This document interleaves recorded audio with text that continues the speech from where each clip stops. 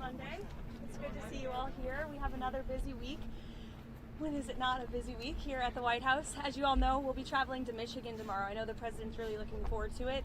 He's going to give a speech at the Detroit Economic Club in addition to touring a factory in Dearborn, Michigan that produces F-150s. And my understanding is Ford is ramping up that manufacturing and also going to be hiring more American workers at this facility thanks to President Trump's policy. So he'll be doing that tomorrow and talking about all of the great economic news, which I would be remiss if I did not point out to you all. We have mortgage rates falling below 6% for the first time in years. Thank you, NBC, for this very fair and honest headline. But this is the truth and these are the facts thanks to President Trump's economic policies. So frankly, they're hard to deny.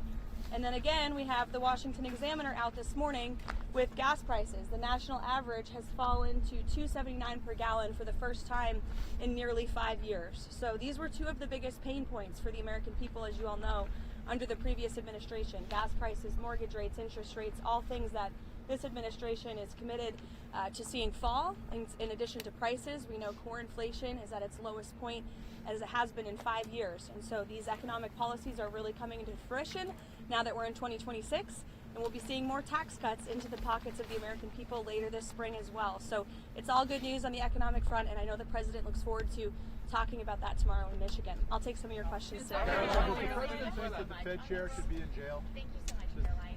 Jerome Powell, President Trump has mentioned on multiple occasions that the administration could probably bring a lawsuit against him. Did the president ever direct DOJ officials to open an investigation into Powell? No.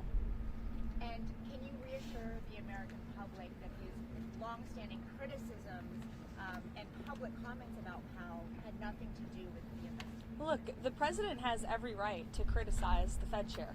He is a First Amendment right, just like all of you do. And one thing for sure, the president's made it quite clear, is Jerome Powell is bad at his job. As for whether or not Jerome Powell is a criminal, that's an answer the Department of Justice is going to have to find out, and it looks like they intend to find that out. Thank you. Two more questions on the Fed for you. Senator Tillis is promising to hold up all Fed nominees until this legal matter with Jerome Powell is resolved. What does the president make of that? I haven't spoken to the president about Senator Tillis' comments. I'll leave that to our legislative affairs shop to figure out, and I'll let the president speak on that himself. Go ahead. Believe that the Fed should operate independently from him. The president has made it quite clear he thinks Jerome Powell is bad at his job, and the president has made it quite clear, as have many economists, by the way, that interest rates should be lowered, and they should have been lowered a long time ago. But does he believe in the independence of the Fed? He has, and he said that many times. Does the president believe that Jay Powell should go to jail if he lied about Eamon, you're yelling out a question that's being asked in a different way, but it's the same exact question as we just answered, and I just answered it. We'll let the Department of Justice determine that. Is the president taking airstrikes off the table in Iran, and does he believe there's a potential path to end the protest there without military action? Well, I think one thing President Trump is very good at is always keeping all of his options on the table, and airstrikes would be one of the many, many options that are on the table for the commander-in-chief. Diplomacy is always the first option for the president. He's told all of you last night that what you're hearing publicly from the Iranian regime is quite differently from the messages the administration is receiving privately. And I think the president has an interest in exploring those messages. However, with that said, the president has shown he's unafraid to use military options if and when he deems necessary, and nobody knows that better than Iran. Go ahead, Jim. Steve Witkoff talking to the Iranians at the moment. I understand that Steve Witkoff will continue to be a very important player in diplomacy with respect to Iran. Trump has confidence in Delcy Rodriguez?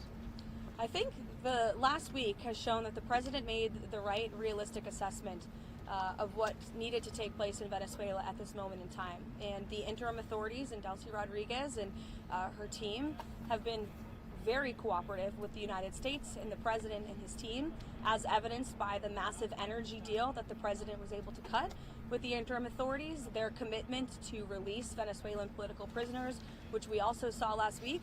So we've seen a great level of cooperation, and the president expects that to continue. Go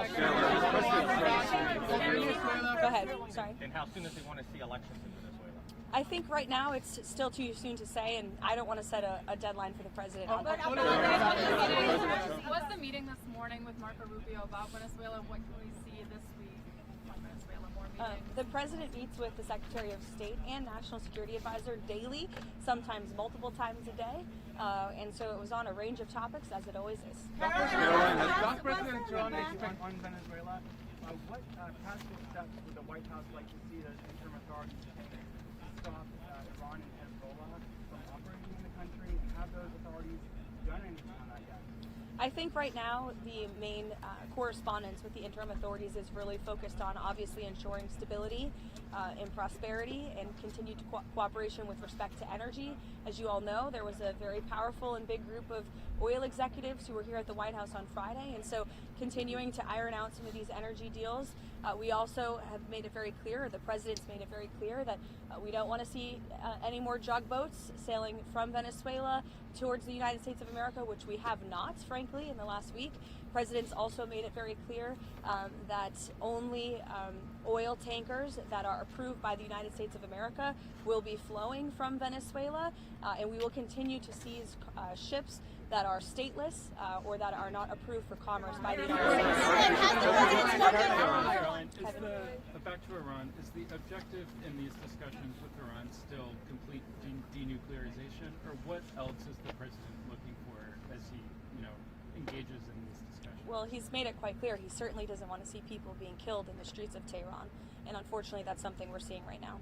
Caroline, has Witkoff spoken with Iranian officials? I'll get to you, don't worry. Has Witkoff spoken with Iranian officials today, and has President Trump spoken with Elon Musk about the internet situation there as well?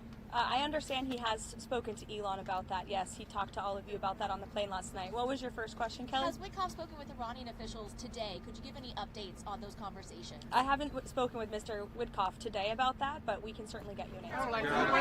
Archbishop Coakley is here. President Yes, Trump is meeting with Archbishop It's of Coakley. great interest to you, I'm sure. Absolutely, and they may be speaking as we're speaking. Can you give us a preview of what they'll be talking about, or will there be a readout as well after they're done of what they discuss? I can see if the president will provide you a readout. How's that? Yep, sounds good. And also, President Trump, has he seen the video put out by Jerome Powell on Sunday? And if so, what's his reaction? That video was put out after I was with the president when Air Force One landed last night, I believe. So I was no longer with him when that video came out. I don't know if he's seen it. Does the president have a dateline, a timeline? No, he has not set a timeline, but it's definitely a priority for him. She's asking about Greenland, and I think the president was very clear last night. He said that he wants to see the United States acquire Greenland because he feels that if we do not, then it will eventually be acquired or even perhaps hostily taken over by either China or Russia, which is not a good thing for the United States or for Europe or for Greenland as well. Let's not forget, it would not just be in the best interest of the United States, but perhaps it would be in the best interest of Greenland as well to be part of the United States and protected by the United States. I can't even finish my answer. Everybody's screaming. Go ahead, Monica. What did the president mean though last night when he said that Iran had called to negotiate and that there may be a meeting that is set up? I mean, what else do you want me to explain by that? Who called and who would be a part of that? There was an official from the Iranian government, I believe it was reported earlier, that reached out to a member of the president's very close team, Special Envoy Witkoff, expressing a far different tone than what you're seeing publicly. Secretary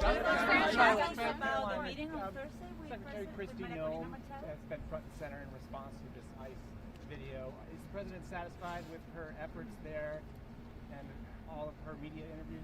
Yes, 100%. President Trump and I actually spoke about this last night and how Secretary Noem is doing a phenomenal job, not just securing the border, which she and the president did together in record time, but also in defense of the brave men and women of ICE who put on a law enforcement uniform every single day to protect our communities and to protect all of you and every American, regardless if they are Democrat or Republican. ICE is doing a very important job to remove illegal alien criminals from our communities. And I think it's very striking that all weekend long you had agitators and violent American citizens out in the streets of Minneapolis protesting. Protesting what exactly?